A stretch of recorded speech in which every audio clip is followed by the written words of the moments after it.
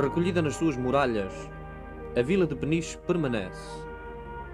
As fortificações correm ao longo da orla marítima, assentando sobre as rochas ou afundando-se nas areias do istmo. A cintura de pedra guarda ciosamente, hoje, os pacíficos pescadores de Peniche.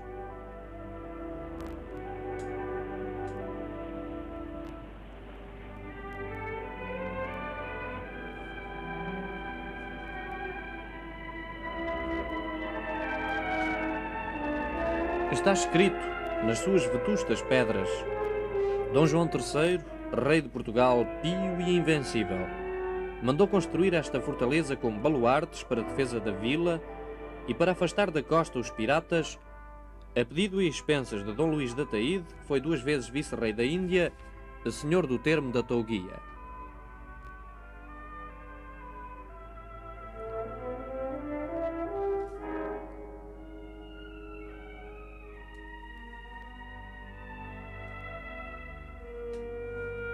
Miranetes e seteiras são as vigias viradas ao mar. Lá dentro, a vila tranquila permanece.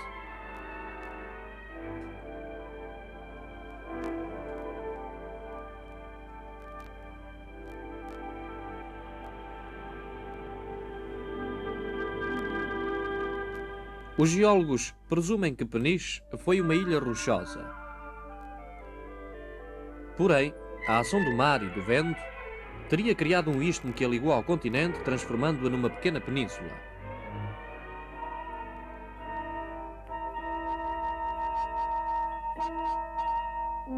Dentro das muralhas floresce Peniche, e é ainda do alto dos torreões e dos miranetes que podemos descobrir a tranquilidade dos seus largos ou a febril atividade do seu cais de pesca.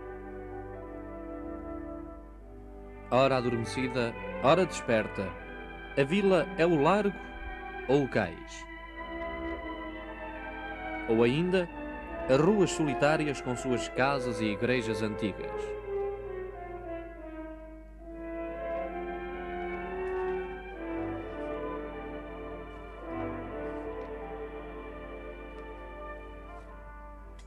Peniche, sobre cujo topónimo se aventam as mais variadas hipóteses, parecendo a mais certa aquela que lhe atribui a raiz na palavra fênix, tem a sua história ligada a factos importantes até anteriores à consolidação da nacionalidade.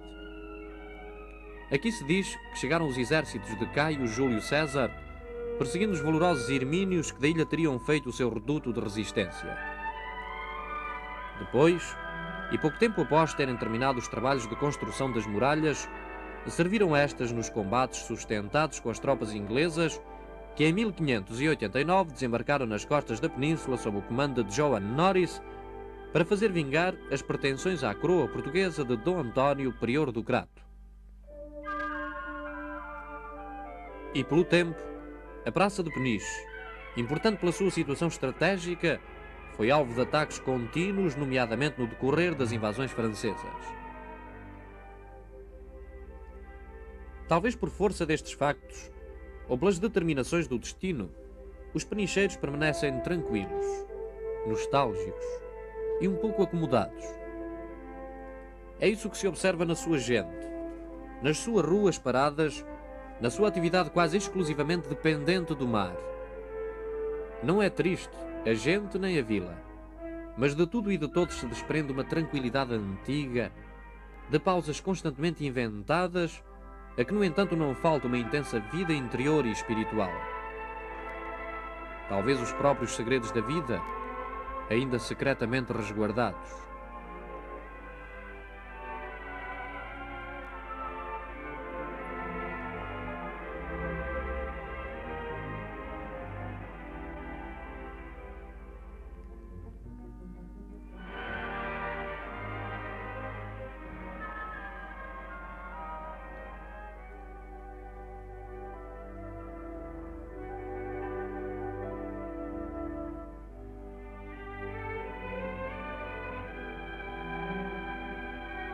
Aparentemente, a solidão das ruas,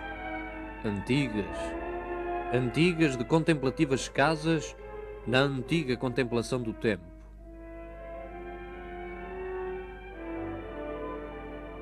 Uma por outra vez, é possível a revelação das gentes, velhas mulheres, transmitindo às meninas de agora os segredos dessa tão conhecida arte das rendas.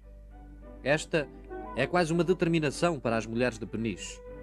Não haverá uma que não saiba tamborilar os bilros agilmente entre os seus dedos. As rendeiras de Peniche serão no futuro estas meninas filhas de pescadores. Várias entidades mantêm a escola da Casa dos Pescadores, cuja ação ultrapassa já o que dela se poderia esperar.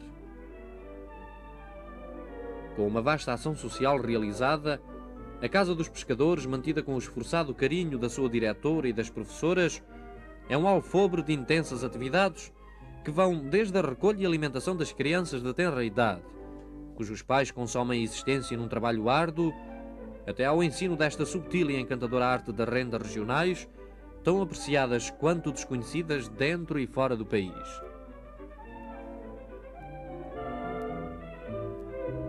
Haverá uma remota identificação entre os caprichos das rendas de bilros e aqueles outros rendilhados naturais e em pedra que bordam toda a costa da região. É uma associação que fica também na nossa contemplação.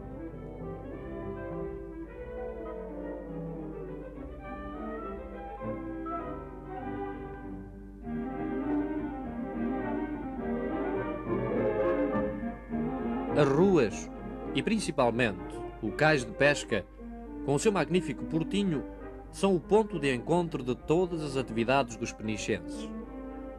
Aí é que, de facto, se pode observar o trabalho constante e a invencível determinação das gentes que tudo canalizam para a principal fonte de riqueza, o mar e a pesca.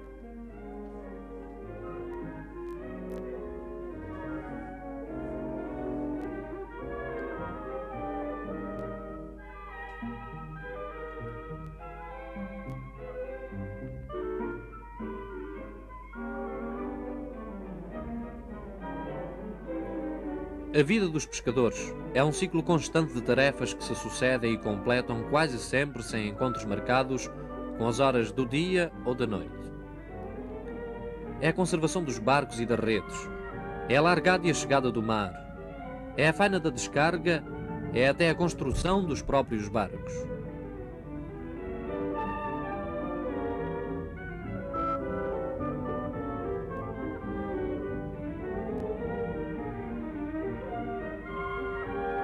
Eis uma espira desse ciclo intermitente do que desaparece com o tempo, mas que os homens se dão pressa em renovar. Os barcos, as traineiras, surgem sobre as areias ou nas docas, pelas mãos dos carpinteiros e dos artífices.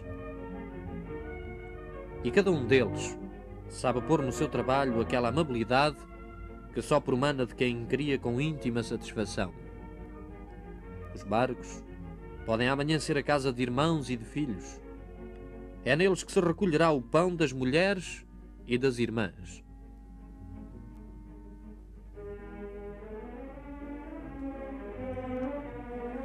E é desse não muito longínquo pinhal de Leiria que chegam os troncos que, desbastados a Enxó, hão de ser espinha e braços sobre o mar, de Viana do Castelo até Sagres.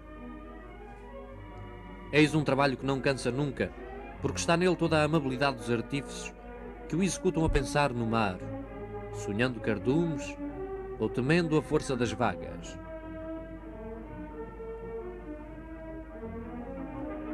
É aqui, neste local, que o penicheiro vive verdadeiramente. E é nesta faina de beira do mar que ele sente concretamente o seu destino e se realiza. As traineiras, pela tarde, aparelham para se fazerem ao mar. É um momento desses que foi registado.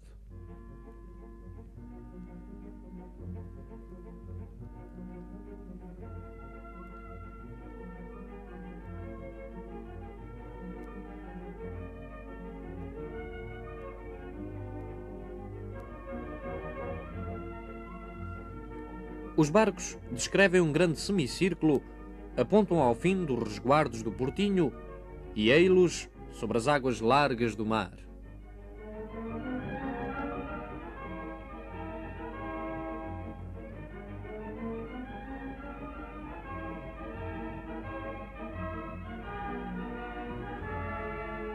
O ciclo da faina é, todavia, contínuo.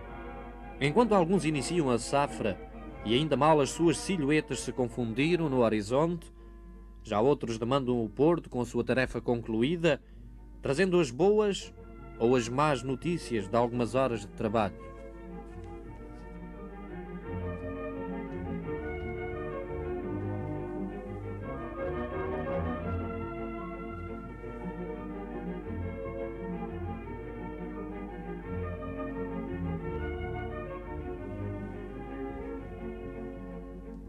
Para os que permaneceram em terra ou para as mulheres, principia então um trabalho alegre, o da descarga do peixe. A qualquer hora, e não poucas vezes apenas à luz das estrelas, o cais regurgita do frenesi do transporte dos cabazes e das caixas, onde o peixe vai sendo arrumado.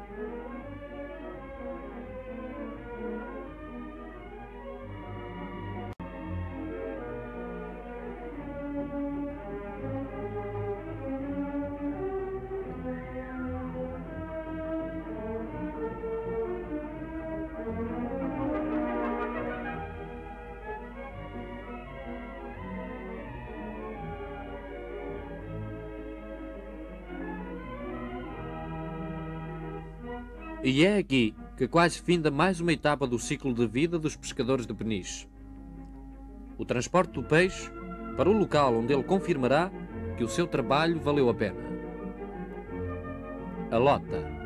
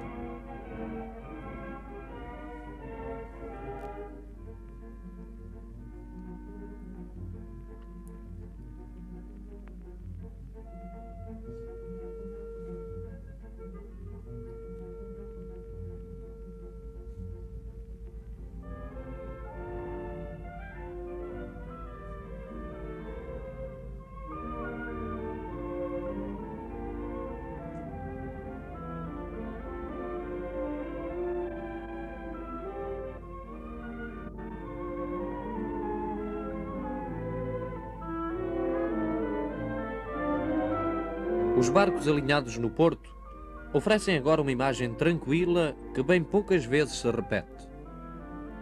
É então uma boa oportunidade para nos surpreendermos com outros motivos de interesse.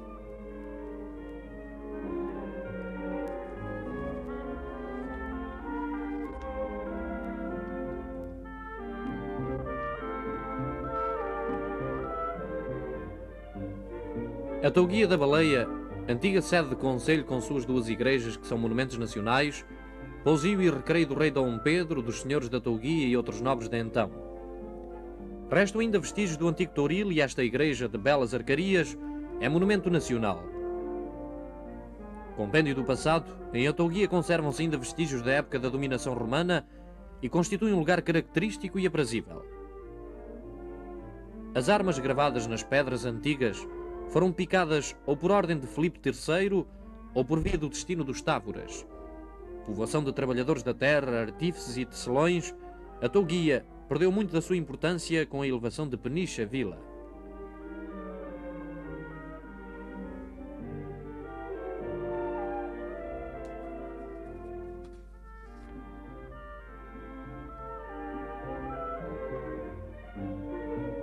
Esta é a Praia do Baleal, ilha que nas marés vazias fica ligada ao continente por uma restinga de 200 metros de largura e que deve o seu nome ao género de pesca que em tempos recuados no sítio se procurou. É um lugar repousante, que se enche de veraneantes no estio, aos quais pertencem as casas que sobre rochas foram construídas.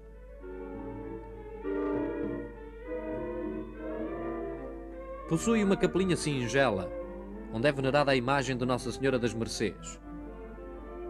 A amenidade do clima, o panorama envolvente, a transparência e a frescura das águas A brancura das areias e o sossego poético do local fazem do Baleal uma praia apetecida.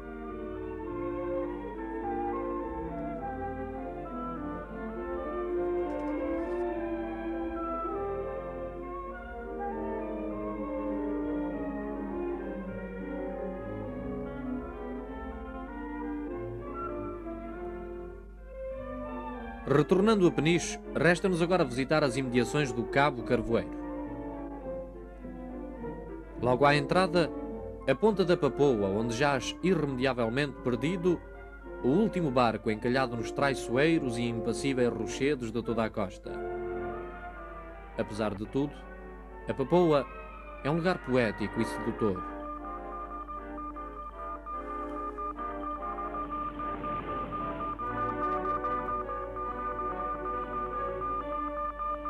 As águas, frequentemente batidas pelo vento norte, são aqui traiçoeiras. De resto, toda a costa de Peniche é testemunha de grandes naufrágios ocorridos ao longo dos anos. Muitos ainda se lembrarão dos navios Mucaripe, naufragado em 1911, do União, do Island Hope, do Eresimor em 1931 e, finalmente, do paquete brasileiro Cuiabá.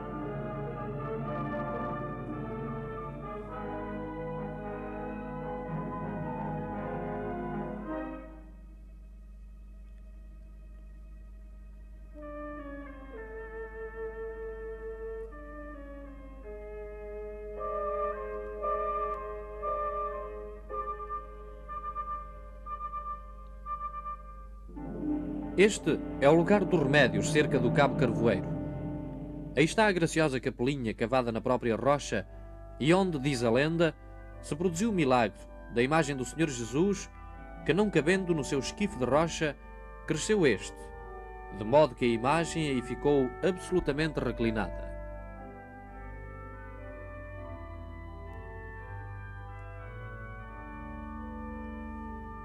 É notável toda a capelinha pelo seu revestimento interior de valiosa e antiga azulejaria. Varanda de Pilatos, já um capricho do Cabo Carvoeiro.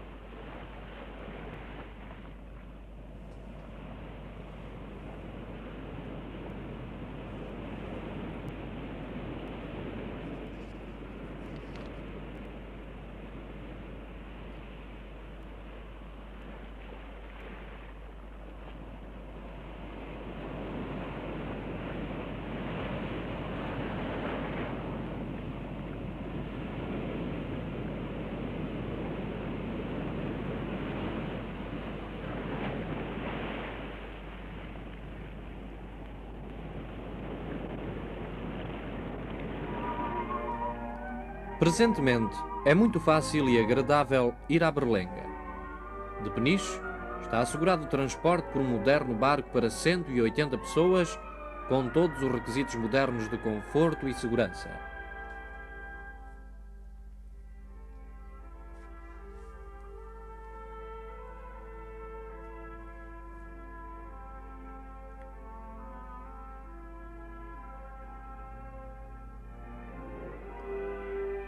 À saída do porto, ficou-nos para trás o desenho gracioso da vila e do seu casario, mas logo surgem as aspérrimas arribas do Carvoeiro, com as suas furnas que do mar ganham estranhas configurações.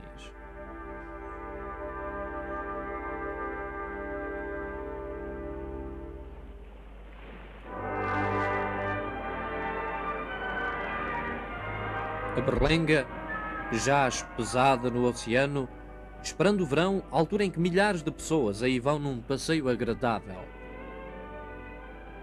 Já ao longe se percebe a estranha nudez da ilha, onde quase não há vegetação e onde apenas 14 famílias vivem durante todo o ano, sendo 7 de pescadores. Mais perto, as rochas erguem-se do mar, altivas, desafiando.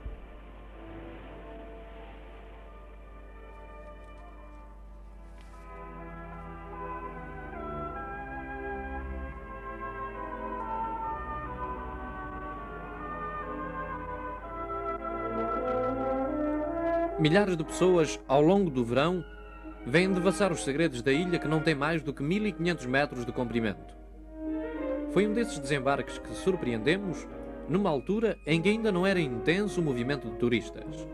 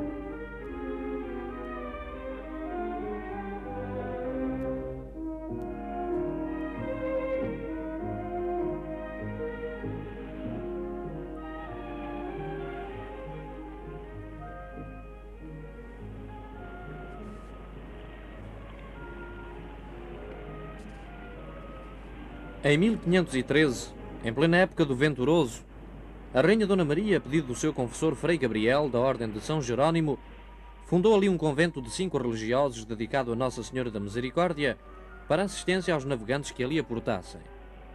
Pela vida celestial e exemplar que os frades levavam, foi considerado o Mosteiro da Berlenga um verdadeiro seminário de homens santos e assim dele saíram religiosos para formar outras ordens como a de Tomás e de Cister.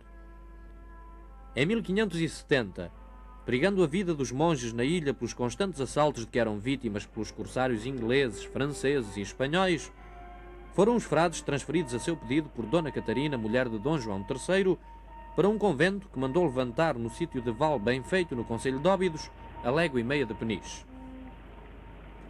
No lugar onde esteve edificada a casa religiosa, parte oeste, ainda hoje se podem ver os vestígios da sua construção, tendo o local merecido o seu nome, o Carreiro do Mosteiro. As únicas edificações recentes constituem o pequeno bairro ocupado pelas 7 famílias de pescadores. A alvura das casas contrasta com o cinzento das rochas. E aqui principia o desvendar de um local bem pouco conhecido da maioria dos portugueses, mas que estrangeiros muito apreciam.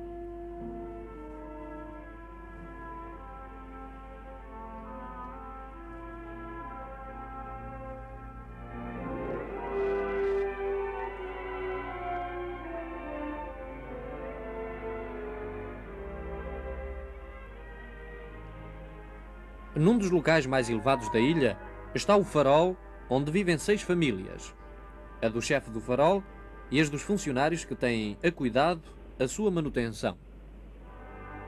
Existem muitos vestígios de fortificações na Berlenga. Este é o Forte de São João Batista, hoje transformado em magnífica pousada.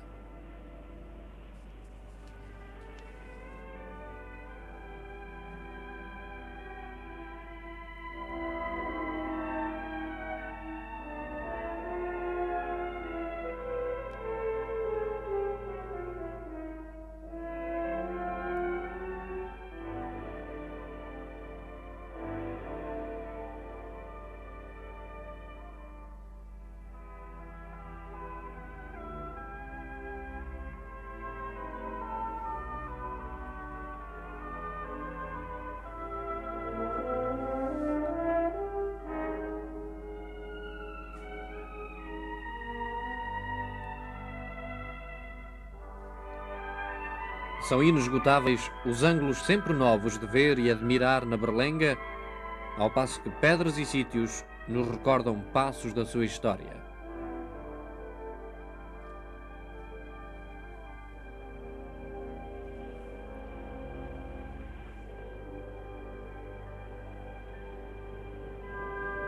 Uma visita às inúmeras grutas da Berlenga deixa recordações que não mais esquecem. É um desses passeios que agora lhe oferecemos.